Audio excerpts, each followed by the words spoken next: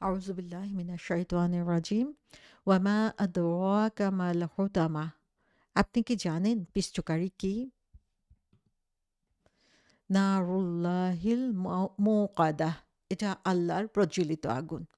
তো এর আগে আমরা দেখি যে আল্লাহ সুবহানাহু ওয়া তাআলা ৪ নম্বর আয়াতে তার হুঁশিয়ারি দিয়ে দিয়েছেন যে যারা এই ধরনের জঘন্য কাজের মধ্যে লিপ্ত, অ্যাবসোলিউটলি কোনো ধরনের সন্দেহ নাই যে তাদেরকে নিশ্চিতভাবে হোতামাতে ছুঁড়ে ফেলা হবে।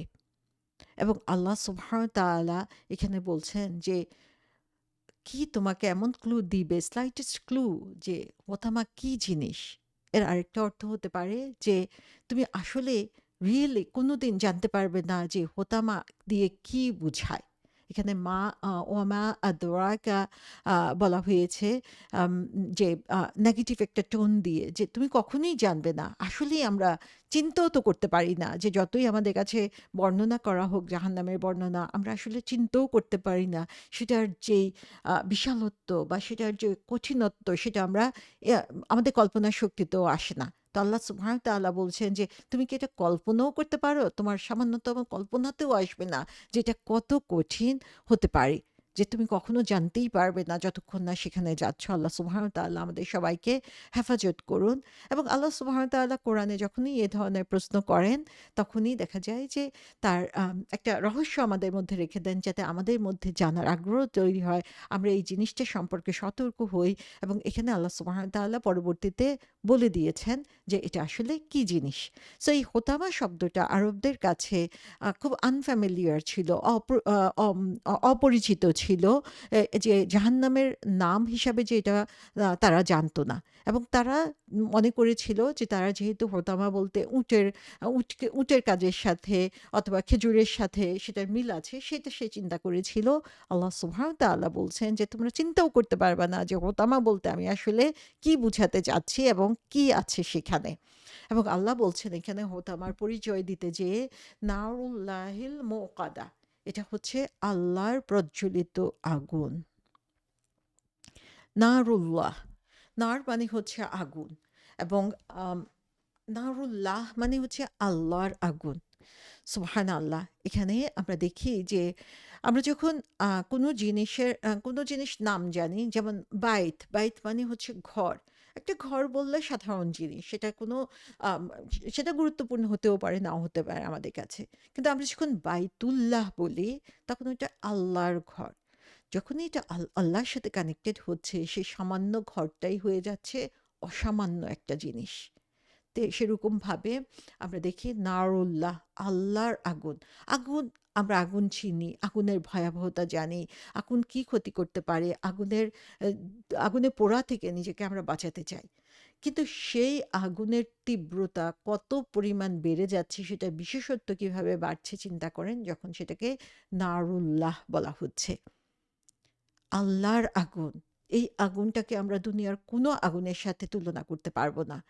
ইটস আনকম্পারেবল। যে দুনিয়ার আগুন যে ক্ষতি করতে পারে, যে ধ্বংস করতে পারে, সেই আগুনের চেয়েও অনেক বেশি তীব্র, বীভৎস কষ্ট হচ্ছে নারুল্লাহ।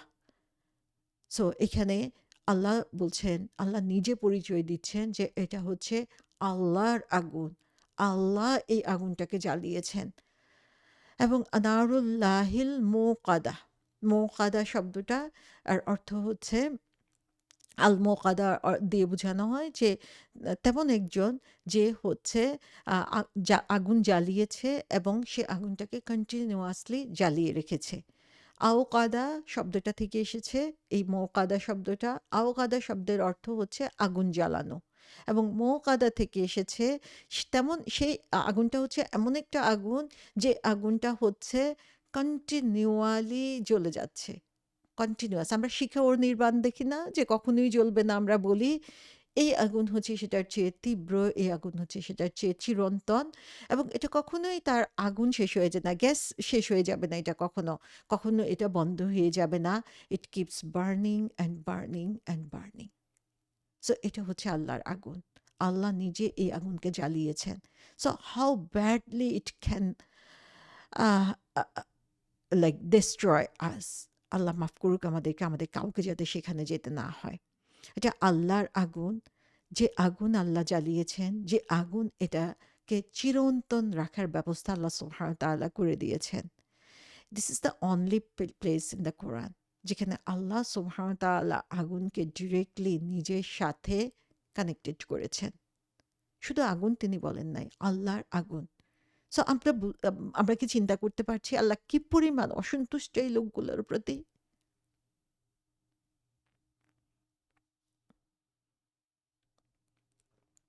আসলে এই যে কাজগুলো করে মানুষ, হোমাজা, লোমাজা, সম্পদ জমা করে রাখা, এই কাজগুলো আসলে তারা কি জন্য করে? তারা তো আল্লাহর সাথে নিজের শত্রুতা ঘোষণা করে। তার মাধ্যমে আল্লাহকে তারা রাগান্বিত করে দেয়। সো আল্লাহ সুবহানাহু ওয়া তাআলা বলছেন যে এটা হচ্ছে আল্লাহর আগুন, এমন একটা আগুন যেটা কখনোই আসলে নিভবে না। আমরা যদি কখনো আমাদের অভিজ্ঞতা হয়ে থাকে আগুনে পোড়ার, তাহলে আমরা দেখব যে সেই আগুন শুধু বাইরের স্কিনটাকে পুড়ে না, সে আগুন ভিতরের মাংসগুলোকে একটু একটু করে জ্বলতে জ্বলতে যখন ডিপ লেয়ারে চলে যায়, সে তীব্রতা, সেই কষ্ট আসলে কোনো মানুষ বর্ণনা করতে পারবে না। সো আল্লাহর আগুন, সে আগুনের কথা আল্লাহ আমাদেরকে এখানে সতর্ক করে দিয়েছেন। নারুল্লাহিল মৌকাদা, ইবনুল ফারিস রহমতুল্লাহ আলাইহি বলেছেন যে এটা এমন একটা চিত্র প্রকাশ করে যে একটা বিশাল আগুনের কথা, যেখানে হচ্ছে অনেক অগ্নিস্ফুলিঙ্গ থাকে, অনেক ধরনের আগুনের ঝলকানি সেখানে দেখা যাবে। সো এই আগুনের সাথে আমরা দুনিয়ার কোনো আগুনের কম্পেয়ার করতে পারবো না। দুনিয়ার আগুনের কষ্টই যেখানে আমরা নিতে পারি না, আমরা একবার চিন্তা করি আল্লাহর সে আগুনের জন্য আমরা নিজেরা প্রস্তুত আছি কিনা। আমরা যদি প্রস্তুত না হই তাহলে আমরা কেন হোমাজা লোমাজার মতো কাজে যাব? আমরা কেন সম্পদ জমা করার জন্য? সম্পদ থাকা অন্যায় কোনো কিছু না। কিন্তু সেই সম্পদ জমা করে রাখা, প্রয়োজনের ক্ষেত্রে ব্যবহার না করা, আল্লাহর পথে দান না করা, সাদাকা না করা, সেটা হচ্ছে আল্লাহর অসন্তুষ্টির কারণ। আল্লাহ সুবহানাহু ওয়া তাআলা এই আগুনকে তৈরি করেছেন আ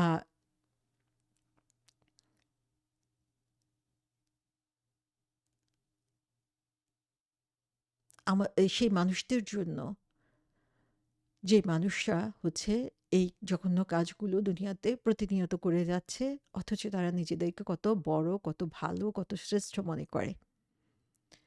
যদিও এখানে নারুল্লাহ বলা হয়েছে, কিন্তু সেই আগুনটা আল্লাহ জ্বালিয়েছেন বলা হয় নাই কিন্তু।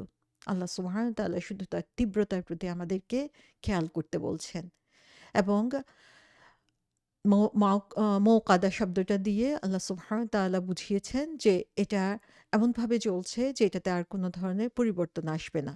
আমরা জানি যে দুনিয়ার আগুন যখন আমরা ওয়াইল্ড ফায়ার দেখি যে তীব্রভাবে শত শত মাইল দূরেও সেই ফায়ারের স্মোক, ধোঁয়া চলে যায়। কিন্তু সেই আগুনও একসময় থেমে যায়। সেই আগুনও একসময় কমে আসে। কিন্তু আল্লাহ সুবহানাহু ওয়া তাআলা বলছেন এটা হচ্ছে এন্ডলেস ফায়ার।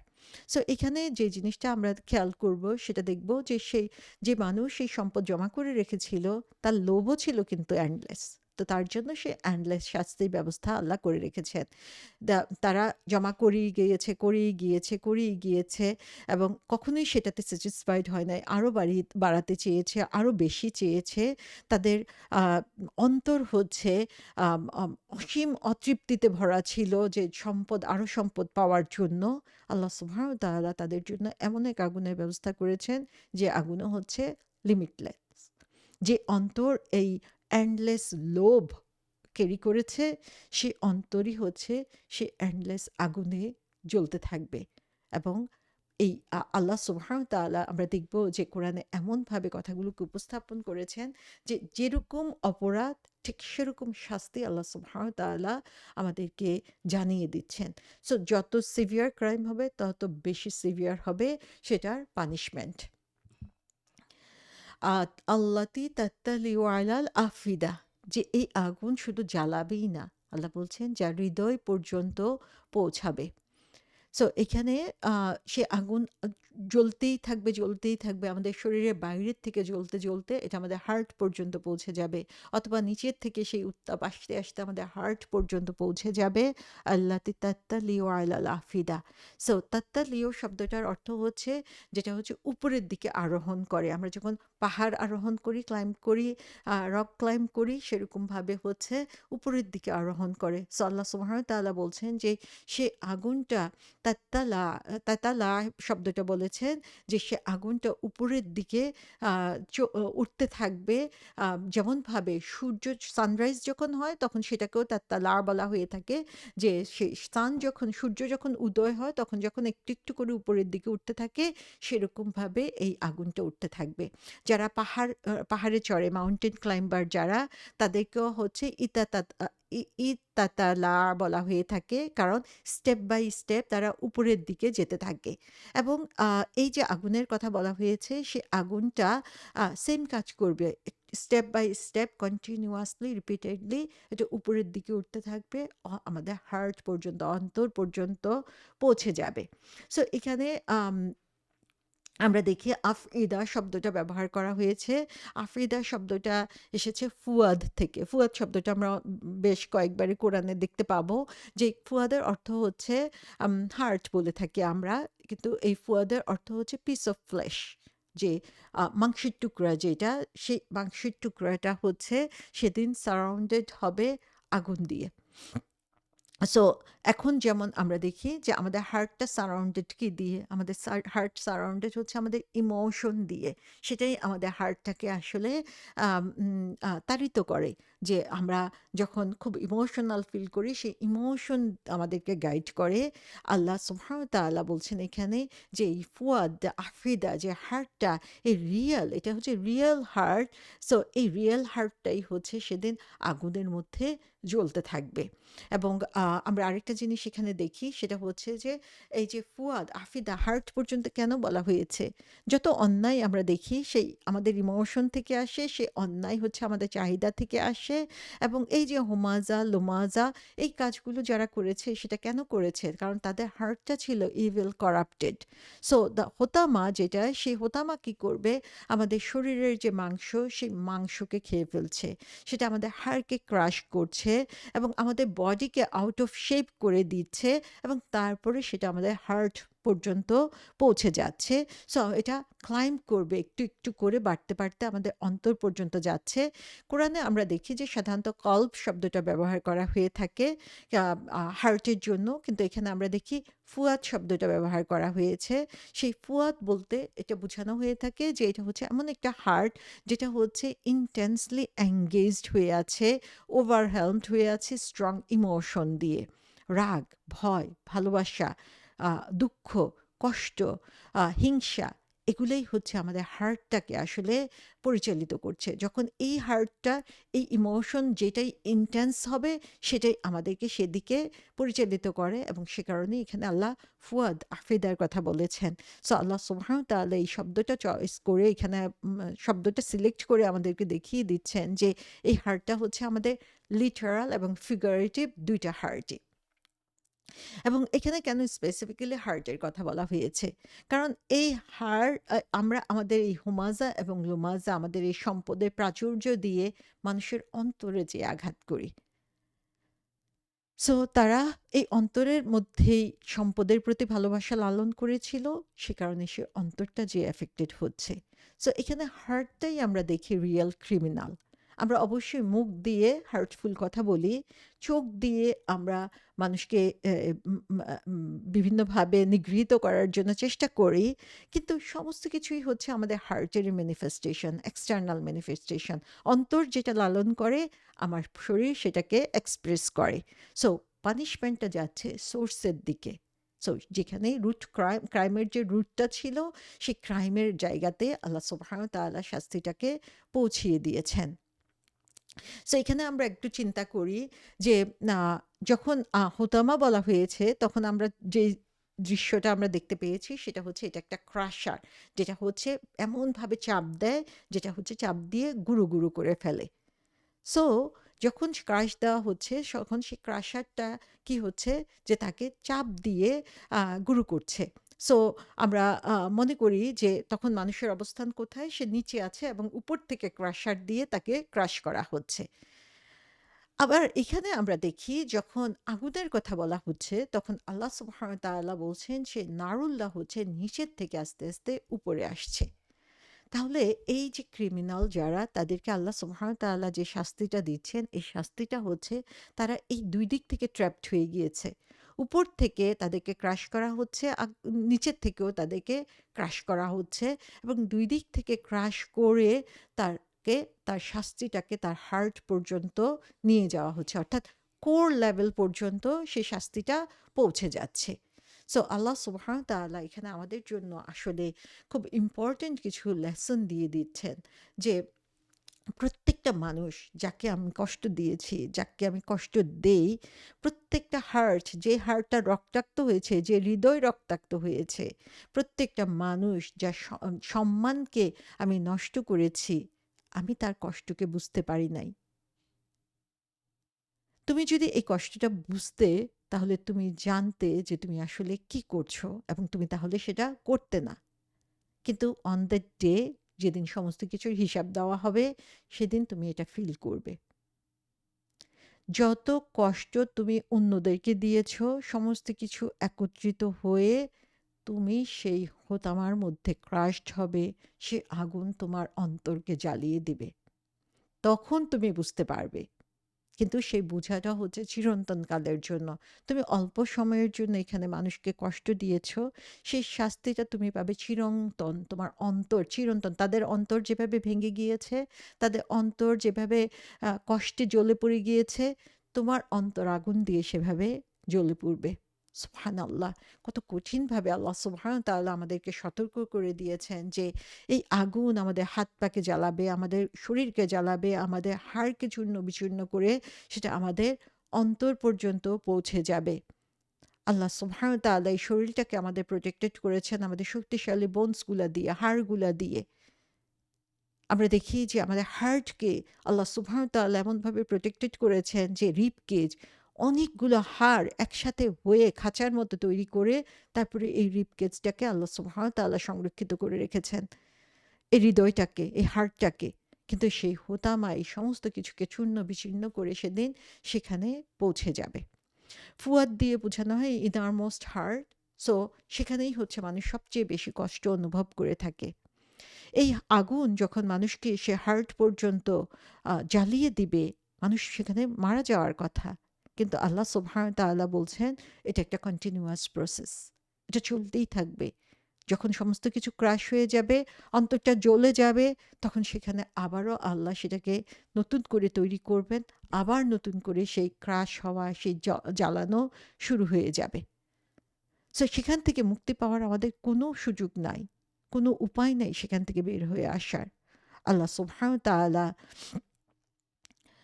এখানে ফুয়াদকে খুব ভালো করে আমাদের সামনে তুলে ধরেছেন এইজন্য যে আমাদের ডিসবিলিভ, আমাদের অন্যায় চিন্তা, এই সমস্ত কিছু হচ্ছে এই অন্যায়ের যে সূতিকাগার বলা যায়, সেটা হচ্ছে আমাদের হার্ট, এবং সে হার্টটাকেই আমাদেরকে জাগিয়ে রাখতে হবে।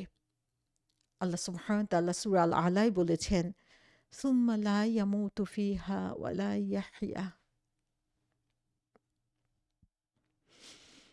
অতঃপর সেখানে সে মরবেও না, জীবিতও থাকবে না।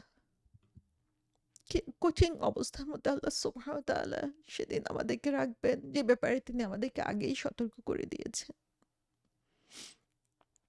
এতভাবে, এত সুস্পষ্টভাবে বলার পরও আমরা ভুলে যাই। আল্লাহ সুবহানাহু ওয়া তাআলা আমাদেরকে স্মরণ করিয়ে দিচ্ছেন এই আয়াতের মাধ্যমে, এবং তাফসীরকারগণ বলেছেন যে এই আগুন তাদের হার্ট পর্যন্ত যাবে, এবং তখনও তারা জীবিতই থাকবে। এবং তারপরে তিনি বলেছেন যে সত্যিকার ভাবেই সেটা তাদের কাছে পৌঁছে যাবে, এবং তিনি কাঁদতে থাকলেন। মুহাম্মদ বিন কাব বলেছেন, এই আগুন মানুষের প্রত্যেকটা অংশকে ধ্বংস করে দিবে যতক্ষণ পর্যন্ত না এটা হার্ট পর্যন্ত পৌঁছায়, তার গলা পর্যন্ত যায়, এবং তারপরে আবার সেটা তার বডিতে ফিরে আসবে। আল্লাহ সুবহানাহু ওয়া তাআলা আমাদের সবাইকে রক্ষা করুন এই আযাব থেকে, এই কঠিন কষ্ট থেকে, আমরা যাতে এখনই এই দুনিয়াতে সতর্ক হতে পারি। ইন্নাহা আলাইহিম মুসাদা, এতে তাদেরকে বেঁধে দেওয়া হবে। আরো কঠিনভাবে আল্লাহ সুবহানাহু ওয়া তাআলা আমাদের সামনে এখানে উপস্থাপন করছেন যে এই হোতামা, এই কষ্টের মধ্যে তাদেরকে সেদিন বেঁধে দেওয়া হবে। ইন্নাহা আলাইহিম মুসাদা। মুসাদা শব্দের অর্থ হচ্ছে কোনো জিনিসকে আমরা আমরা যখন কোনো জিনিসকে সংরক্ষিত করতে চাই তখন কি করি? এয়ার টাইট করে সিল করি সে জিনিসটাকে। তো যখন জিনিসটাকে কমপ্লিটলি বন্ধ করে দেওয়া হয় যে সেখানে কোনো বাতাস প্রবেশেরও জায়গা থাকে না, তখন সেটাকে মুসাদা বলা হয়ে থাকে। তো আল্লাহ বলছেন যে এটা টাইট করে তাদেরকে সেদিন সেখানে বেঁধে রাখা হবে। আসাদা শব্দের অর্থ হচ্ছে যে কমপ্লিটলি শাট করা। যে দরজা, এমন একটা দরজার কথা আমরা চিন্তা করি যে দরজাটা এমনভাবে লক হয়েছে যে কোনো কিছু এর মধ্য দিয়ে প্রবেশ করতে পারে না। অথবা কন্টেইনারে যখন আমরা ভ্যাকুয়াম প্যাক করি যে সেটাতে কোনো কিছু প্রবেশ করতে পারে না, সেরকমভাবে সেখানে হচ্ছে আটকে রাখা হবে।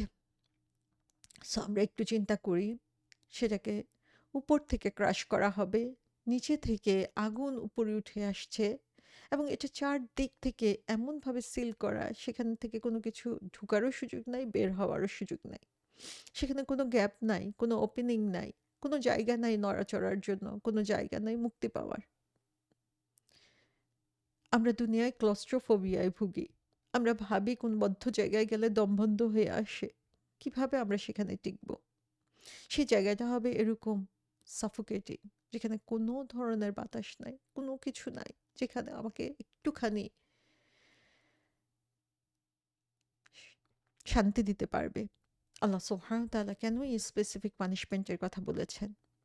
আবারও আমরা চিন্তা করি ইসলামিক থিওলজি প্রিন্সিপাল, মূলনীতি যেটা, আল্লাহর পানিশমেন্ট হচ্ছে precisely calibrated according to the crime. যে অন্যায়টা আমরা করব, ঠিক তার জন্য যে শাস্তিটা দরকার সেটাই আল্লাহ সুবহানাহু ওয়া তাআলা দিবেন। তারা মানুষকে সাফোকেট করেছে, তারা সম্পদ জমা করে অন্যদেরকে সে সম্পদ থেকে বঞ্চিত করেছে। ফ্যামিলি মেম্বার হতে পারে, তাদের আত্মীয় স্বজন হতে পারে যারা তার চেয়ে বেশি ডিজার্ভ করে, তারা যারা কর্মচারী তাদেরকে তাদের পারিশ্রমিক ঠিকমতো দেয় নাই, যারা তাদের কম্পেশন, দয়া, সহমর্মিতা পাওয়ার কথা ছিল তারা সেই সহমর্মিতা পায় নাই। আল্লাহ সুবহানাহু ওয়া তাআলা এখন তাদের জীবনে, তারা যেরকম তাদের জীবনটাকে ডিফিকাল্ট এবং টাইট করে দিয়েছিল, আল্লাহ সুবহানাহু ওয়া তাআলা তাদেরকে সেই কঠিন আযাবের মধ্যে ফেলছে। আমরা যদি একটু চিন্তা করি প্র্যাকটিক্যালি তাহলে দেখব যে আমাদের সারা পৃথিবীতে ম্যান পাওয়ারকে যেভাবে বা লেবার ফোর্সকে যেভাবে ব্যবহার করা হয়, যেখানে হচ্ছে মাস পিপল কাজ করে, সেখানে মানুষকে যেভাবে তাদের উপরে নির্যাতন করা হয়, সেটা যে তাদেরকে কাজের নামে যে দিনের ২৪ ঘন্টা পর্যন্ত তাদেরকে কাজ করতে হয় মিনিমাল ওয়েজে, এবং সেখানে তারা বেতনটা ঠিক মতো পায় না। তারা অসুস্থ হলে সেখানে তাদের ব্রেক নেওয়ার কোনো সুযোগ থাকে না। তারা যখন হচ্ছে তাদের থাকার জন্য সেখানে কোনো জায়গা নাই, ঘুমানোর জন্য কোনো জায়গা নাই, তাদের খাওয়ার জন্য সেখানে পর্যাপ্ত টাকা থাকে না। আমরা দেখি যে আমাদের ভাই-বোনেরা বাংলাদেশ থেকে যারা হচ্ছে বিদেশে যায়, যারা হচ্ছে কাজ করার জন্য যায়, তাদেরকে সেই লেবারটা তারা যে দেয় এবং তারা যে দেশে টাকা পাঠাচ্ছে সেটা দিয়ে দেশে বাবা-মা, ভাই-বোন কি লাক্সারিয়াস লাইফ লিড করে, অথচ তারা এখানে পশুর মতো জীবন যাপন করে। যারাই হচ্ছে এই কাজের জন্য আমরা দুবাইয়ের কথা চিন্তা করতে পারি, কাতার, যেই দেশগুলোতে মানুষ যাচ্ছে বেশি টাকা উপার্জন করার জন্য, সেখানে তাদেরকে যেভাবে মিনিমাম লাইফ স্ট্যান্ডার্ড পর্যন্ত তারা সেখানে মেনটেন করতে পারে না, সেই তাদের উপরে এই যে টর্চারগুলো তারা করে, এই যে সম্পদ জমিয়ে রাখে, তাদের প্রয়োজনীয় বেতনটা পর্যন্ত তারা দেয় না, তাদের সবার জন্য আল্লাহ সুবহানাহু ওয়া তাআলা এই শাস্তিগুলোর কথা এখানে উল্লেখ করে রেখেছেন। আল্লাহ সুবহানাহু ওয়া তাআলা দেখছেন এবং আল্লাহ সুবহানাহু ওয়া তাআলা সেদিন তারা যেই অন্যায় করেছে, যেভাবে মানুষকে কষ্ট দিয়েছে, ঠিক সেভাবেই তারা সেই শাস্তিগুলোর যোগ্য হবে। আল্লাহ সুবহানাহু ওয়া তাআলা এখানে আমাদেরকে বলে দিচ্ছেন যে ইন্নাহা আলাইহিম মুসাদা। সো এখানে আলাইহিম বলে আল্লাহ সুবহানাহু ওয়া তাআলা আসলে আমাদেরকে কি বুঝাচ্ছেন? তিনি বুঝাচ্ছেন যে this are special group of people. তারা হচ্ছে হুমাজা করেছে, লুমাজা করেছে। প্রাপ্য সম্পদ যার যা প্রাপ্য সেটা না দিয়ে নিজে জমা করে রেখেছে। তাদের সবার জন্য হচ্ছে স্পেসিফিক পানিশমেন্ট, এবং এই পানিশমেন্টটা হচ্ছে মওসাদা, যে এমন একটা জায়গা যেখানে হচ্ছে আসলে পশুদেরকে লক করে রাখা হয়। যে তাদেরকে বের হতে দেওয়া হয় না, এরকম জায়গা বোঝানোর জন্য মওসাদা বলা হয়ে থাকে। সো সেরকম একটা জায়গায় তাদেরকে সেদিন বেঁধে রাখা হবে। সো এখানে মোসাদ্দা শব্দ দিয়ে আল্লাহ সুবহানাহু ওয়া তাআলা বলেছেন যে এদের আসলে কোনো সুযোগ থাকবে না সেখান থেকে এস্কেপ করার বা বের হয়ে যাওয়ার।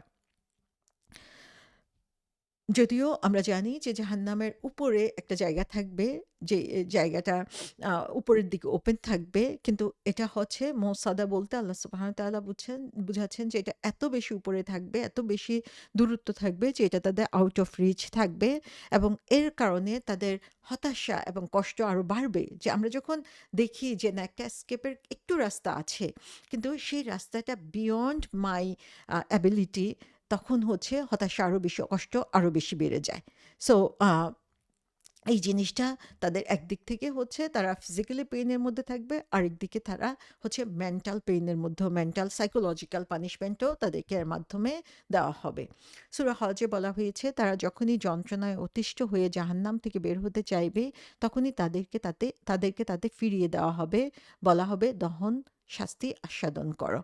সো তখন তাদেরকে সেই শাস্তির দিকে আবার ফিরিয়ে দেওয়া হবে।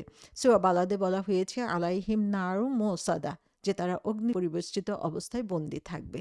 তো আল্লাহ সুবহানাহু ওয়া তাআলা আমাদের সবাইকে সচেতন হওয়ার তৌফিক দিন, যেন আমরা এই আগুন থেকে নিজেদেরকে বাঁচাতে পারি। আমরা এই চিরন্তন শাস্তি থেকে, যে শাস্তির কথা আমরা কল্পনাও করতে পারি না, সে শাস্তির যোগ্য কোনো কাজ যেন আমরা এই দুনিয়াতে না করি।